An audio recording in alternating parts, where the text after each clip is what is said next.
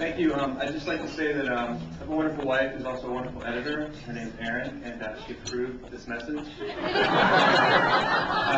Honey, I forgot to tell you this. I'm not using this one. Feel free tonight. You're getting a little nervous, aren't you, Charlie? I'm nervous. Charlie, I have to admit, this is one of the hardest things I've ever tried to write. I started to stop dozens of times, and I just kept writing the topic. And I'm going to blame my writer's block on the fact that you're such a great guy. I jotted down a long list of attributes to describe you to people, but to be honest, it sounded more like a eulogy than a wedding toast. Besides, I mean, that's the great thing about you, my brother, is it really isn't needed. I mean, I could walk up to probably anyone here and ask them how long it took to tell you're a great guy. And we're probably talking in terms of seconds, not days, not weeks, not months. Of course, I do know some people who haven't thought too kindly of you over the years, but I've never actually met them. They're the ones who shake their fist at you when you're driving much slower than you'd like. But apparently, I should have taken that part out after I heard about yesterday, but I'm really grateful to the officer who let you go. But that's also part of what I love about you. You've always done things at your own pace, in your own way. It's been one of the most enjoyable things about watching you go from being my little brother to becoming your own man. Your steadfast generosity has been a true gift to receive, and I've received more than my share. I've watched you fix computers.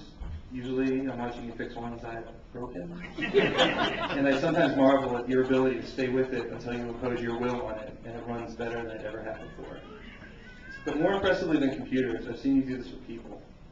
I've seen you inherit a situation or a responsibility you did not ask for, much like computer issues that were caused by others. And with a similar determination and grace, you do whatever you can to make the situation better or make it run more smoothly. And let me emphasize, it's not what you do that so impresses me, it's how you do it. In knowing you, Charlie, I've come to understand the meaning of true humility. I mean, anyone who writes, "Every day is so much better than I deserve" on Facebook has to be looking at the world with a humble heart. And this leads me to Jennifer, or as I may finally get to call you officially, my sister. My wife Erin and I are so happy that you two are now husband and wife. I have this habit of involuntarily smiling every time I think about the two of you together. Some of the hardest moments in life are not about wanting for yourself, but about what you want for those you care about the most. I'll be honest, sometimes I worry Charlie wouldn't find someone who I felt measured up to the gifts he brought to a relationship. Jennifer is one of the great joys of my life to see the two of you together and watch you two interact. You both have a kindness and a spirit that complements each other in ways few people can match. But Jennifer, you bring a pinch of troublemaker to the table that keeps you from being sickeningly sweet. I would like to just express on behalf of our entire family how happy we are to have you become part of it and how overjoyed we are that you came to Charlie's life. I will warn you though, as the big brother who slept on the top bunk over him for a number of years, he's not a light sleeper. There were many mornings he tossed and turned so much that the sheets would either end up in a ball on the bed or sometimes even on the floor. I also don't know that you can use my old trick for messing with him late at night that I used to use when I'd impersonate the Incredible Hulk.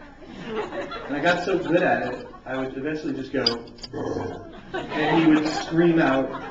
He'd freak out every single time. And I can still hear him yelling, "Mom, Chad's saying Incredible Hulk again!" But despite that, I'm sure we can conspire to play some new pranks on him. So let the games begin.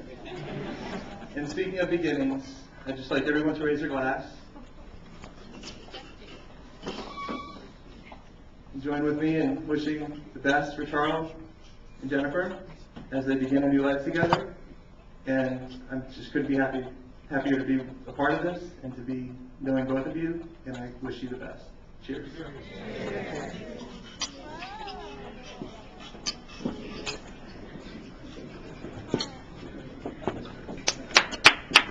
God, thank you so much. Beautiful stuff.